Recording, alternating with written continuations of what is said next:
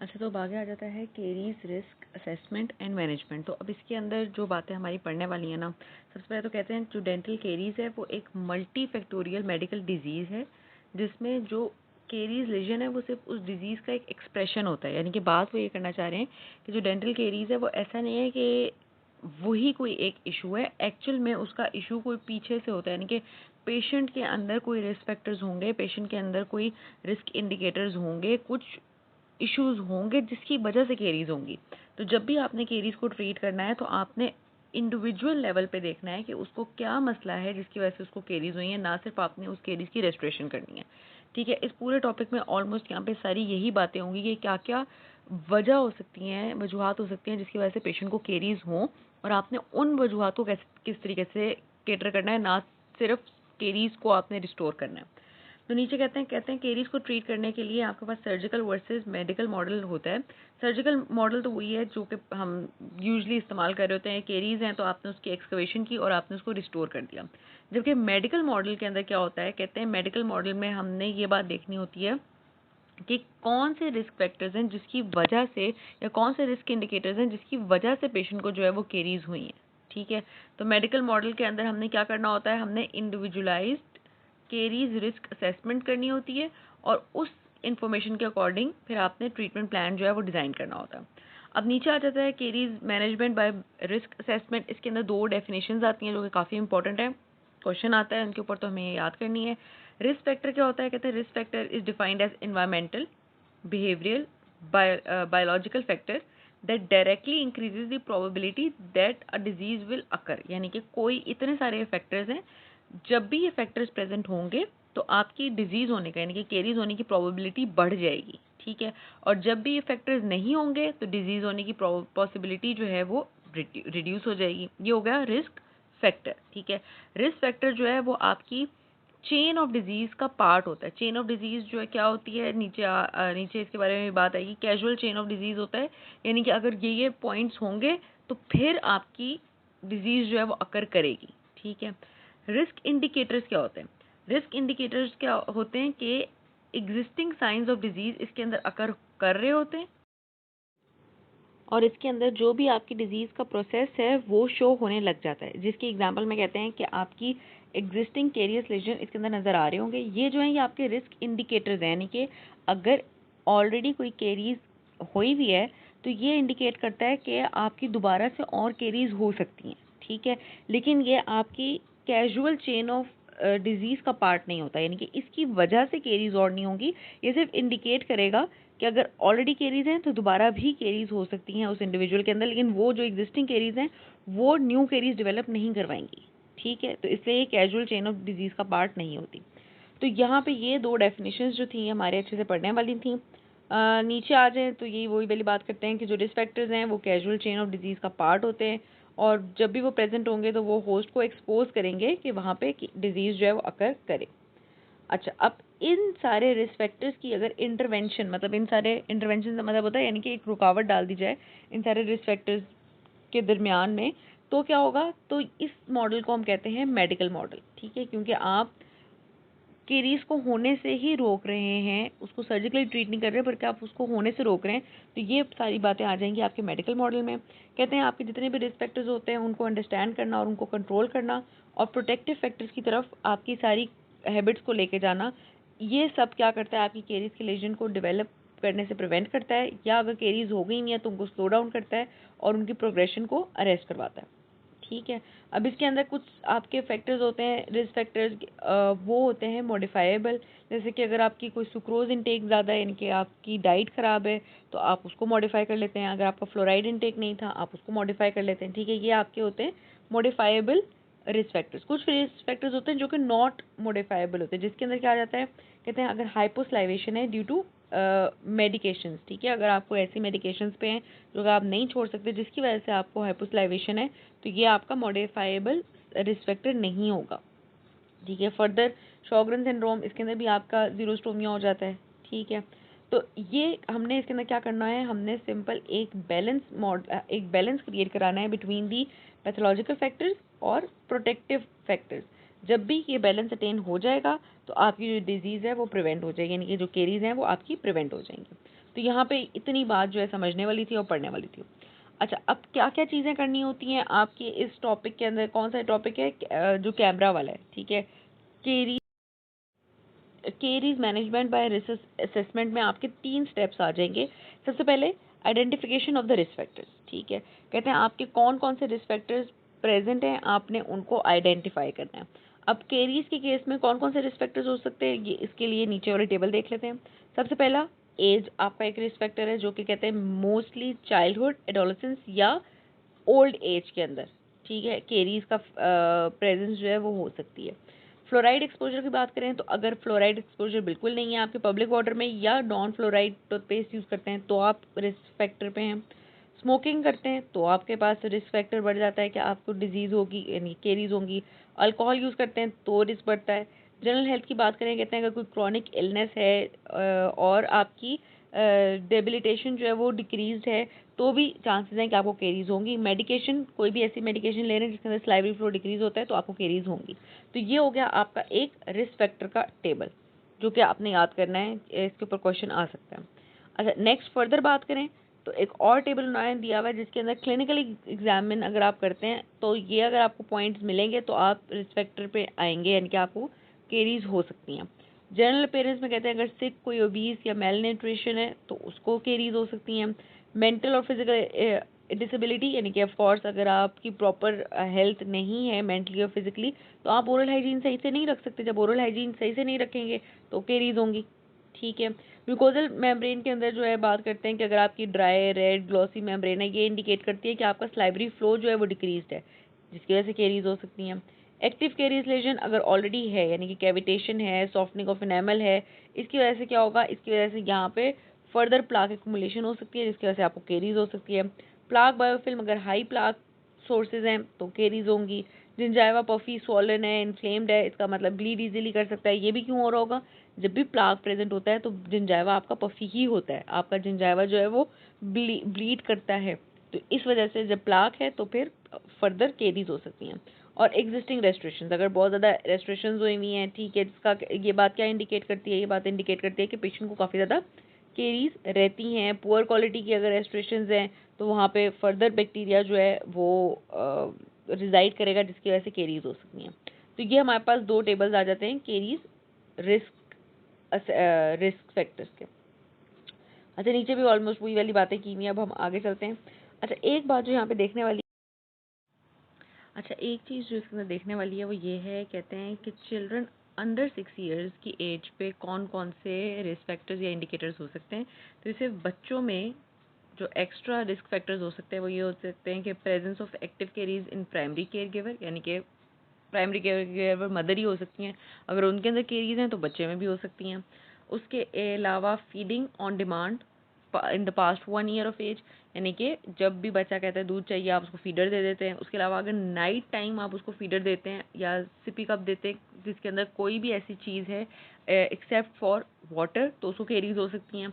Non supervise brushing, brushing सही से नहीं कर रहा है, या स्वेयर इनेमल हाइपोप्लेजिया है, तो इन सब कंडीशंस में आप का जो बच्चा है वो ये सारे जो है रिस्क फैक्टर्स बन जाते हैं फॉर फ्यूचर केरीज। अच्छा, नेक्स्ट आता है आइडेंटिफिकेशन ऑफ रिस्क इंडिकेटर्स। तो एग्जिस्टिंग साइंस ऑफ डिजीज जब भी होगा तो वो रिस्क को इंडिकेट करेगा, यानी कि अभी ऑलरेडी हुई भी है तो दोबारा भी हो सकती है। जिसके अंदर आ जाती हैं visible cavitation in pits and fissure, उसके अलावा brown spots, active white spots या cavitated lesions on free smooth surface, या restoration placed in the past 3 years. तो 3 साल तक अगर रेस्ट्रेशन हुई है इसका मतलब है कि केरीज थी तो रेस्ट्रेशन हुई है, ठीक है। तो ये सब के सब क्या हो गए, आपके रिस्क इंडिकेटर्स हो गए।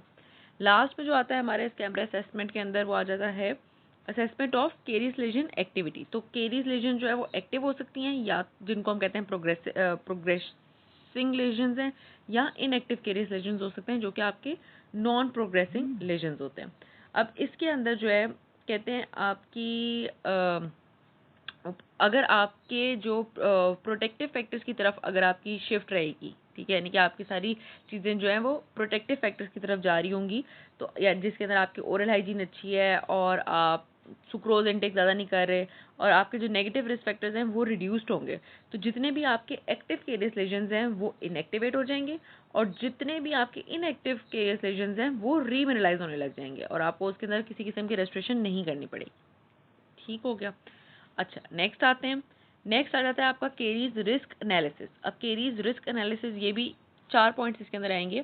सिंपल सी बात है। सबसे पहला प्राइमरी एनालिसिस के अंदर आएगी आपकी 3 चीज़ें। डाइटरी एनालिसिस, डाइटरी एनालिसिस के अंदर कौन कौन सी डाइट्स हमारे लिए हार्मफुल होती हैं। सबसे पहले तो बात करते हैं क्वांटिटी ऑफ शुगर। ठीक है, हमने पहले भी पढ़ा है कि आपकी फ्रीक्वेंसी ऑफ शुगर जो है वो मैटर कर रही होती है, कितनी बार बार आपने इनटेक कर रहे हैं शुगर की। ठीक है, जिसके अंदर नेक्स्ट कहते हैं कोई आप कैंडीज या लुजेंजेस ले रहे हैं स्पेशली एट नाइट, तो वो आपका रिस्क इंक्रीज हो जाता है। उसके अलावा एसिडिक बेवरेजेस ले रहे हैं जिसके अंदर आपकी स्पोर्ट ड्रिंक्स आ गई, फ्रूट ड्रिंक्स आ गई, सॉफ्ट ड्रिंक्स आ गई, जो कि सारी एसिडोजेनिक होती हैं, तो आपका रिस्क फैक्टर इंक्रीज हो जाता है। फ्रीक्वेंसी ऑफ स्नैकिंग, ठीक है, बार बार ले रहे हैं, स्नैक्स ले रहे हैं, उससे क्या होगा कि आपका लोअर पीएच एनवायरनमेंट जो है वो काफ़ी टाइम के लिए मेंटेन रहेगी, और जिस एनवायरनमेंट में क्या होता है आपके इनेमल ब्रेकडाउन होता है, डीमिनरलाइजेशन होती है। ठीक हो गया। अच्छा, नेक्स्ट आ गई आपकी डेंटल क्लिनिकल एनालिसिस। अब कहते हैं इसके एनालिसिस के अंदर आपको रिस्क इंडिकेटर्स मिलेंगे ज़्यादा सारे, रेदर देन आपको रिस्क फैक्टर्स मिले। रिस्क इंडिकेटर्स क्या आपको मिलते हैं, जब भी आपने डेंटल एनालिसिस किया तो वही आपको कैविटेटेड लेजन्स मिलेंगे, वाइट स्पॉट या ब्राउन स्पॉट्स मिलेंगे। रिस्क फैक्टर्स क्या मिल सकते हैं आपको डेंटल एनालिसिस पे, आपको विजिबल प्लाक नज़र आ सकता है। ठीक है, एक्सपोज रूट सर्फेसिस नज़र आ सकती हैं, जब रूट सर्फेसिस एक्सपोज हैं मतलब वहाँ पे केरीज होंगी। डीप पेटेड फिशर्स नज़र आ सकते हैं। फिक्स्ड एंड रिमूवेबल प्रोस्थेसिस नज़र आ सकते हैं। इन प्रोस्थेसिस की सराउंडिंग्स में क्या होता है, प्लाक जमता है, जब प्लाक जमेगा तो केरीज होंगी। या poor quality of existing restoration नज़र आ सकती हैं। ठीक है, जब भी एग्जिस्टिंग रेस्टोरेशन पुअर क्वालिटी की होंगी तो उनके सराउंडिंग में भी प्लाक जमेगा। नेक्स्ट आता है स्लाइवरी एनालिसिस। स्लाइवा कहते हैं हमारे 3 मेन काम कर रहा होता है। स्लाइवरी फ्लो रेट को आपने एनालाइज करना है, उसकी बफरिंग कैपेसिटी को और उसके पीएच को। ये तीनों चीज़ें अगर एफिशिएंट होंगी तो ही आपकी जो केरीज हैं वो प्रिवेंट होंगी। ठीक है, तो ये भी हमारे ये रिस्क फैक्टर में होता है। अगर ये आपके हाइपोस्लाइवेशन होगी तो वो एक रिस्क फैक्टर बन जाता है। ठीक है, अभी हम क्या पढ़ रहे हैं, हम उसके एनालिसिस पढ़ रहे हैं कि हमने कौन से 3 पॉइंट्स जो हैं उसको एनालाइज करना है। नेक्स्ट आता है सप्लीमेंटल एनालिसिस, जो हमारा चौथा एनालिसिस है। इसके अंदर क्या है, बैक्टीरियल बायोफिल्म एनालिसिस आपने करना है, यानी कि जो प्लाक है वो किस क्वालिटी का है उसका एनालिसिस आपने करना है। ठीक है, तो हमें पता है कि अगर जब भी आपके स्ट्रेप्टोकोकाई म्यूटेंट्स होंगे तो आपका केरीज होगी, क्योंकि ये सबसे ज़्यादा एसिडोजेनिक बैक्टीरिया होते हैं। ठीक है, उसके अलावा बैक्टीरिया जो होते हैं वो हमारे एक तरीके के गुड बैक्टीरियाज ही होते हैं। तो जब भी इनका लेवल हाई है और आपके एटीपी की एक्टिविटी आपकी बायोफिल्म में हाई है, ठीक है, तो आपकी जो केरीज हैं वो होंगी।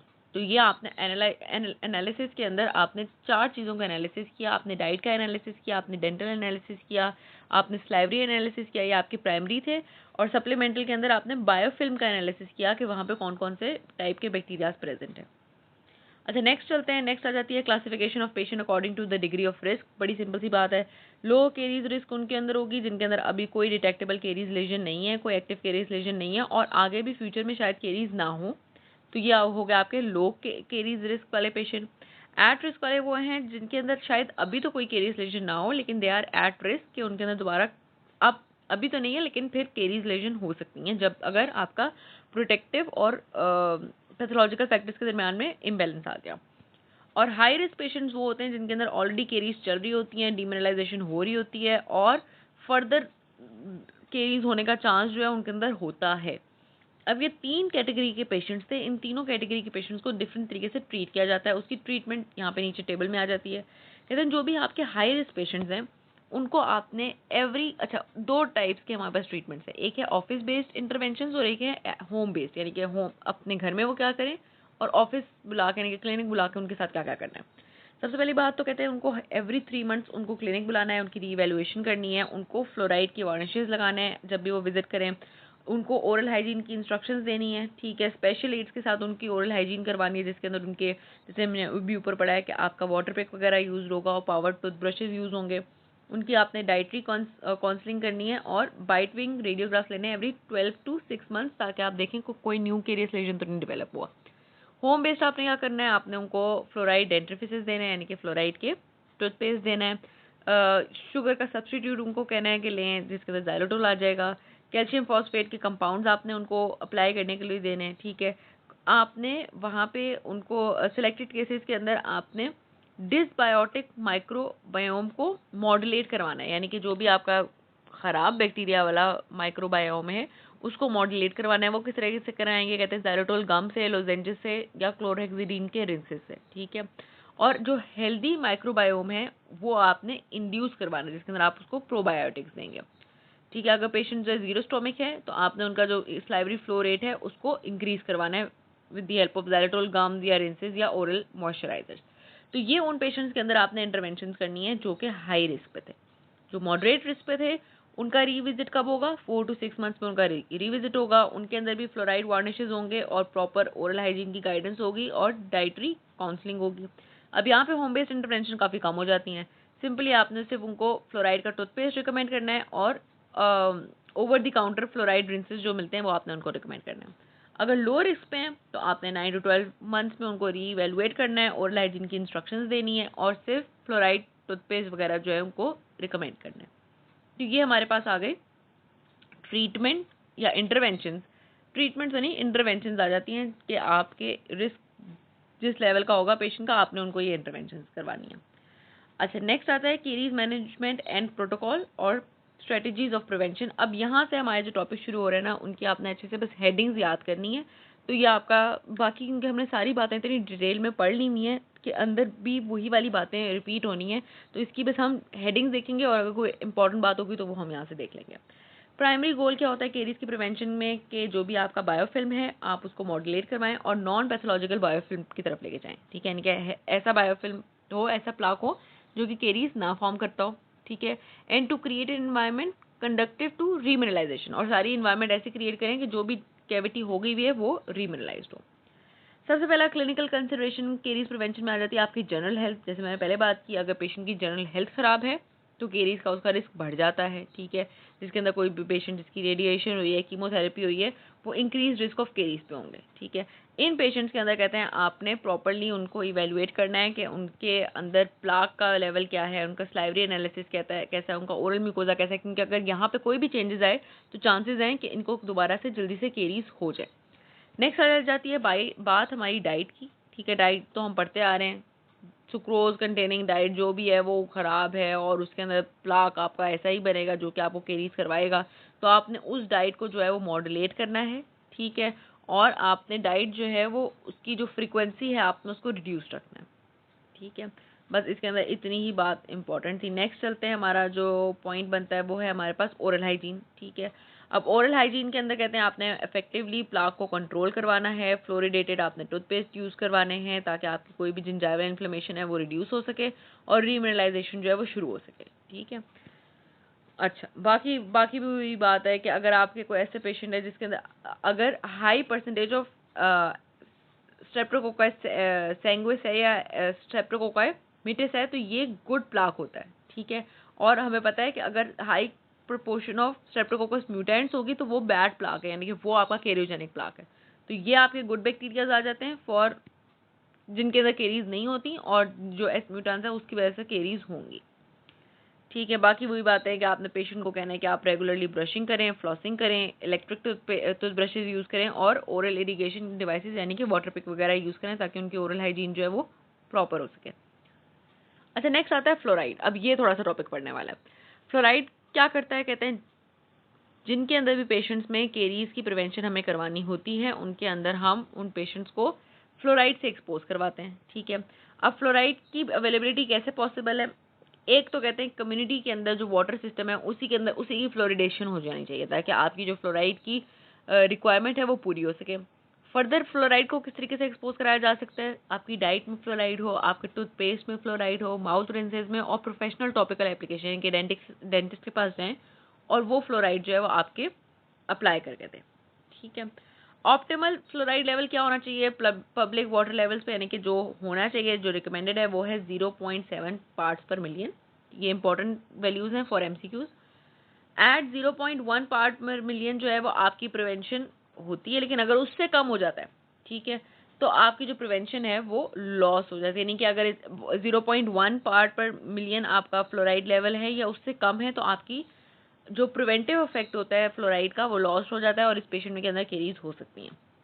उसके अलावा अगर 10 पार्ट्स पर मिलियन से ऊपर चले जाएगा फ्लोराइड का लेवल तो पेशेंट को हो जाएगा फ्लोरोसिस, ठीक है, जिसकी वजह से जो उसका एनामल है वो मोटेल्ड एनामल यानी कि जो पिटेड एनामल होता है वैसा दिखेगा। अच्छा, अब क्वेश्चन क्या आता है, कहते हैं फ्लोराइड किस तरीके से आपको हेल्प कर रहा होता है इन केरीज प्रिवेंशन। आई रिमेंबर ये क्वेश्चन जो है वो एक दफ़ा आ चुका हुआ है यूनिवर्सिटी एग्जाम में यूएचएस के अंदर, तो हमें अच्छे से देख लेना चाहिए। क्या क्या मैकेनिज्म्स हैं। फर्स्ट तो कहते हैं फ्लोराइड आयन जो है वो ग्रेटली इन्हांस करता है precipitation of fluorapatite to tooth surface, यानी कि जो फ्लोरोएपेटाइट क्रिस्टल है वो बनेगा। कैल्शियम फॉस्फेट और फ्लोराइड मिल के स्लाइवा से आपके टूथ के अंदर एंटर हो जाएंगे और टूथ के अंदर एंटर होकर आपके टूथ को रीमिनरलाइज कराएंगे। और ये फ्लोरोएपेटाइट क्रिस्टल जो होता है ये क्या होता है, ये ज़्यादा रेजिस्टेंट होता है टू एनी केरियस लेजन, ठीक है। इसका जो वो जो हम पढ़ते थे ना, अभी हमने पढ़ा था क्रिटिकल पीएच होता है, वो इसका बहुत ही लो होता है, तो इसको डीमिनरलाइज होने में ज़्यादा टाइम लगेगा, ज़्यादा एसिड चाहिए होगा, तो ये डीमिनरलाइज होगा। तो पहला काम तो क्या हुआ कि ये आपके टूथ सरफेस के ऊपर जाके लग गया और आपके टूथ को क्या कर दिया, प्रोटेक्ट कर दिया, फ्लोरोएपेटाइट क्रिस्टल बन गया। अच्छा, नेक्स्ट क्या करता है, कहते हैं इनिशियल केरियस लेजन अगर कोई है तो उनको भी रीमिनरलाइज करवा देता है बाय द सेम प्रोसेस, जो भी हमने ऊपर से प्रोसेस पढ़ा है, यानी कि यही जो क्या हो रहा है कि सॉल्युबल प्रेसिपिटेट्स निकल रहे हैं आपके दांत में से और फ्लोरोएपेटाइट एंटर हो रहा है आपके दांत के अंदर, जो कि ज़्यादा इनेमल जो कि ज़्यादा एसिड रेजिस्टेंट है। इसी तरीके से जो भी इनिशियल केरीज होंगी उनको भी रीमिनरलाइज कराएगा, यानी कि दांत को वैसे तो स्ट्रॉन्ग करेगा ही करेगा, एग्जिस्टिंग केरीज को भी रीमिनरलाइज करवाएगा। और थर्ड क्या होता है, कहते हैं थर्ड जो है फ्लोराइड एंटी माइक्रोबियल एक्टिविटी रखता है। कहते हैं इन लो कंसंट्रेशन क्या करता है कि जो भी एक एंजाइम होता है, किधर लिखा हुआ, अच्छा हाँ इधर लिखा हुआ है, ये एंजाइम होता है हमारे पास ग्लूकोसाइल ट्रांसफरेज। ये जो एंजाइम होता है इसका क्या काम होता है कि ये आपकी बैक्टीरियल एडेजन करवाता है, ठीक है, यानी कि आपका जो भी प्लाक के अंदर बैक्टीरिया है उसको एडेयर करवा रहा होता है टूथ के साथ। तो ये इस एंजाइम की एक्टिविटी को, इस एंजाइम की प्रोडक्शन को इनहिबिट कर देता है फ्लोराइड, ठीक है। जब ये वाला एंजाइम नहीं होगा तो बैक्टीरिया आपके टूथ के ऊपर ऐड नहीं होगा, और ये सब कुछ कैसे हो रहा है, फ्लोराइड की वजह से। तो ये हो गया इसका anti microbial action low concentration के अंदर।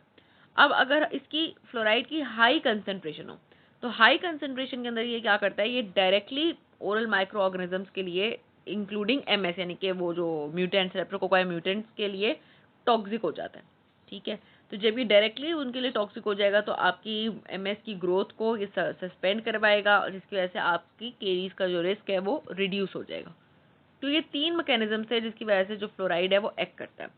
अब नेक्स्ट आता है फ्लोराइड ट्रीटमेंट प्रोटोकॉल, यानी कि फ्लोराइड किस किस तरीके से मिल सकता है। अब यहाँ पे अगर हमने सिर्फ हेडिंग पढ़नी है, पब्लिक वाटर सप्लाई जो कि सब कहते हैं बेस्ट तरीका है, यानी कि कम्युनिटी वाटर के अंदर ही फ्लोराइड डाल दिया जाए, ठीक है।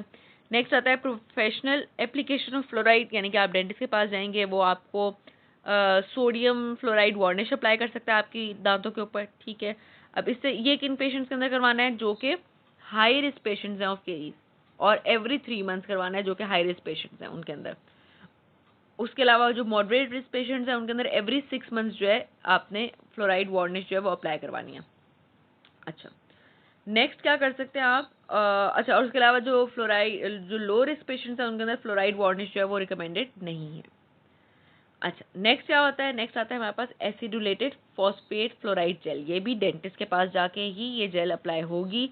अब इसकी क्या परसेंटेज होती है, 1.23% है, बाकी कोई इतनी खास बात नहीं है। कहते हैं जेल के साथ साथ फ्लॉसिंग भी रिकमेंड की जाती है ताकि जो इफेक्टिवनेस है वो बढ़े। अच्छा, ये दूसरी जेल हो गई हमारे पास। नेक्स्ट इसके अंदर आती है स्टेनस फ्लोराइड जेल। अब स्टेनस फ्लोराइड जेल जो है इसके अंदर क्या प्रेजेंट होता है, साथ आयरन प्रेजेंट होता है, जिसकी वजह से कहते हैं कि थोड़ी सी सॉरी आयरन नहीं, टिन प्रेजेंट होता है, ठीक है। अभी जो टिन होता है ये क्या कराता है कि आपकी थोड़ी बहुत दांतों की स्टेनिंग करवा सकता है, लेकिन ये बेनिफिशियल होता है, आपकी केरीज को प्रिवेंट कराने के लिए काफ़ी बेनिफिशियल है। नेक्स्ट आ जाता है हमारे पास सिल्वर डायमाइंड फ्लोराइड। अब ये सारी वो जेल्स हैं जो कि डेंटिस्ट ने आपके दांतों पे अप्लाई कर सकता है ताकि केरीज जो है वो प्रिवेंट कराई जाए। आपने यहाँ पे मेनली इनके नाम और इनकी परसेंटेजेस याद करनी है, ठीक है। तो ये वाली जेल हो गई। नेक्स्ट क्या आता है, नेक्स्ट आता है हमारे पास सेल्फ एडमिनिस्टर्ड फ्लोराइड। अभी तक डेंटिस्ट वाली हुई थी, अब आप खुद किस किस तरीके से कर सकते हैं, फ्लोराइड के माउथ रिंसेस यूज़ कर सकते हैं, ठीक है।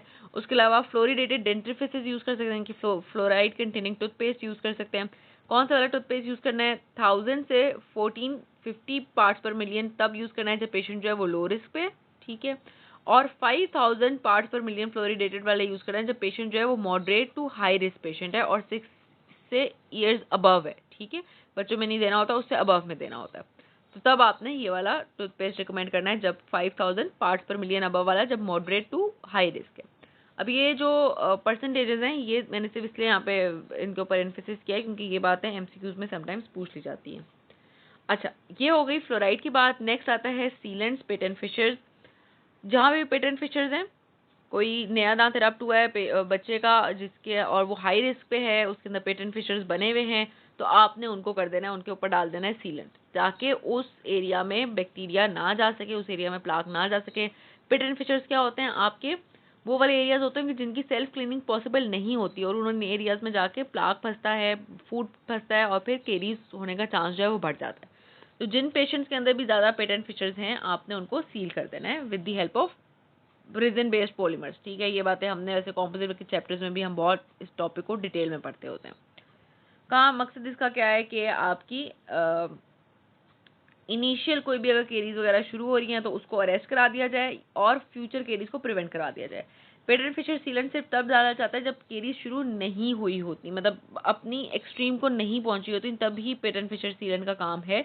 उसके अलावा एक और बात यहाँ पे लिखी हुई है कि सीलेंट का जो काम होता है वो बैक्टीरियल एक्युमुलेशन को ब्लॉक करना होता है, otherwise in non self cleaning location, यानी कि जो लोकेशंस खुद से क्लीन नहीं हो सकती उनको आपने सील करना है। अब फॉर एग्जांपल ये एक पिट है, ठीक है, तो इसके अंदर सीलेंट जो है सिर्फ यहाँ तक ही आया है, तो कहते हैं सिर्फ यहाँ तक आना भी काफ़ी होता है, फुल नीचे तक जाना ज़रूरी नहीं है, क्योंकि मेन मकसद सीलेंट का क्या है कि ऊपर से आपकी जो नेक है इस फिशर की उसको एक्लूड कर दिया जाए, उसको बंद कर दिया जाए ताकि नीचे जाके कुछ खाना ना फंसे।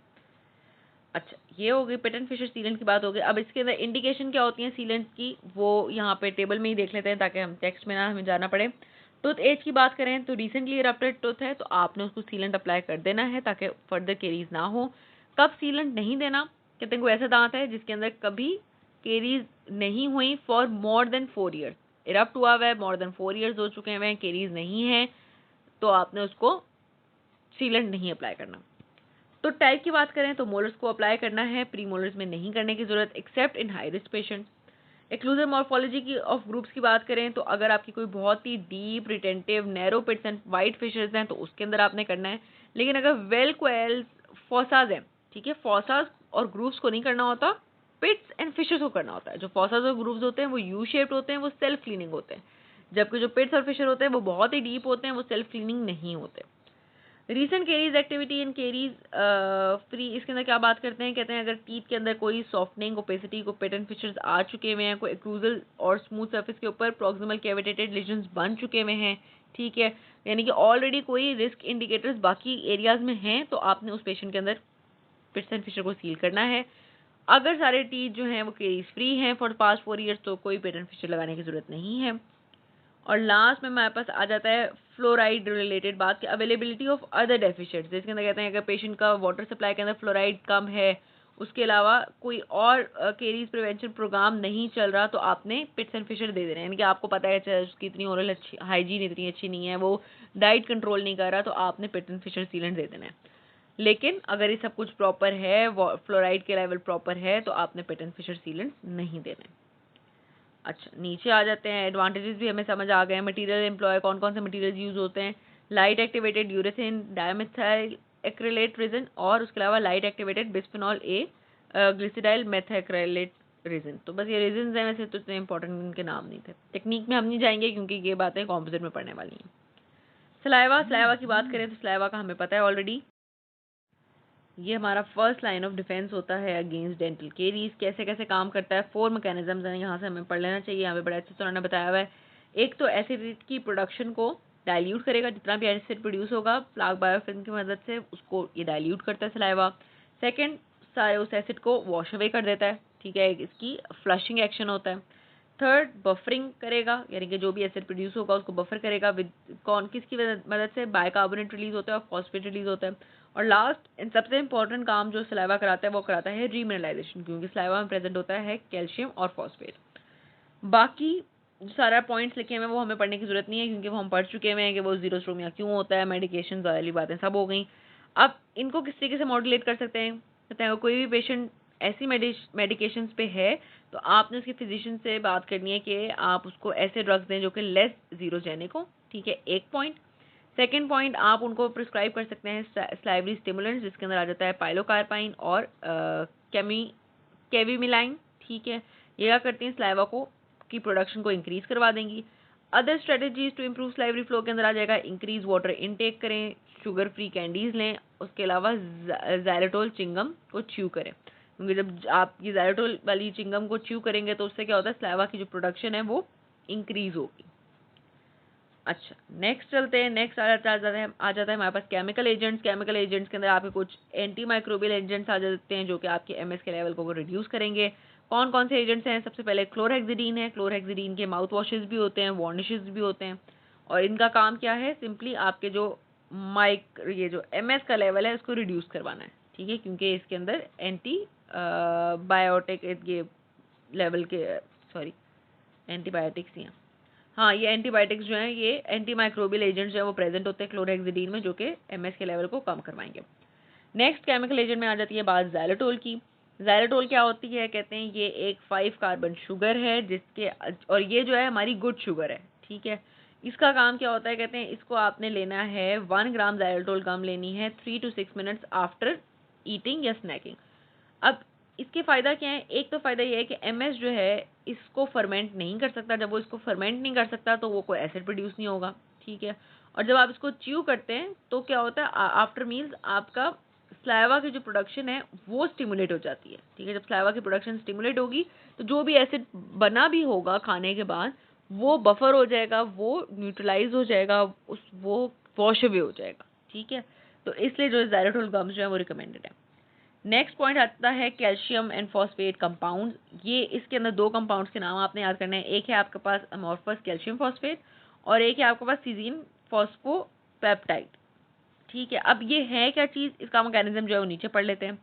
कहते हैं जो सिजीन फॉस्फोपेप्टाइड होती है ये एक मिल्क ड्राइव प्रोटीन है। इसका काम क्या होता है कि ये आपकी दांत की बायोफिल्म के साथ बॉन्ड बनाती है, और वहाँ पे जब वो ये खुद अपना बॉन्ड बना लेती है तो ये एमोर्फस कैल्शियम फॉस्फेट को सलाइवा में से उठा के अपने साथ अटैच करवाती है, ठीक है। यानी कि एक तरीके का एक व्हीकल बन रहा है कि खुद जाके ये सीपीपी ने दांत के साथ अटैच होना है, और इसने क्या करना है, सलाइवा से इस एसीपी को उठा के अपने साथ अंदर एंटर करवा लेना है। और ये जो एसीपी होता है इसका काम क्या होता है? इसका काम ये होता है कि इसके अंदर प्रेजेंट होते हैं, जैसे कि नाम बता रहा है, सॉल्युबल कैल्शियम फॉस्फेट कंपाउंड इसके अंदर प्रेजेंट होते हैं। ये अपने कैल्शियम फॉस्फेट कंपाउंड आइंस को दांत को दे देता है और दांत को रीमिनलाइज करवा देता है इस कैल्शियम और फॉस्फेट से, ठीक है। कहते हैं फिर जो फर्दर रीमिनलाइजेशन प्रोडक्ट्स होंगे वो सीपीपी को यूज करेंगे एज अ व्हीकल, और एसीपी को दांत की टूथ सरफेस के ऊपर सुपर सैचुरेटेड फॉर्म के अंदर बसा के रखेंगे। यानी कि बार बार वो एसीपी को स्लाइवा में से लेते रहेंगे, और स्लाइवा जब भी एसीपी आएगा तो वो अपना सीपी यानी कि कैल्शियम और फॉस्फेट के आइंस को दांत के अंदर दे देगा, और दांत की क्या होगी, रीमिनलाइजेशन होगी। तो यहाँ पे क्या चीज़ थी, ये जो सीपीपीज हैं इनको हमने इनटेक करना है ताकि आपका ये सारा प्रोसीजर जो है वो चल सके। नेक्स्ट आ गई प्रोबायोटिक्स। हम ऑलरेडी पढ़ चुके हैं। प्रोबायोटिक्स का क्या काम है कि आपके गुड बैक्टीरिया को इंड्यूस करवाना है। इम्यूनाइजेशन में कहते हैं वैसे तो रिकमेंडेड है, लेकिन इतने हमें कोई इसकी कोई डिटेल्ड वो नहीं मिलती कि इम्यूनिटी अगेंस्ट इस एमएस पॉसिबल है कि नहीं है, इसकी कोई हमें कोई स्टडी नहीं मिलती। लेकिन इसके अंदर बस इन्होंने इतना ही मेंशन किया हुआ है कि कोई पोटेंशियल एडवर्स इफेक्ट तो नहीं है इस वैक्सीन के, ठीक है। कोई कॉस्ट इफेक्टिव है कि नहीं, क्योंकि सारे पब्लिक जो है ये वैक्सीनेशन नहीं करवा सकती, और गवर्नमेंट जो है इसको रेगुलेट करे तो बात है। मतलब वैसे इतना इंपॉर्टेंट टॉपिक नहीं है इम्यूनाइजेशन।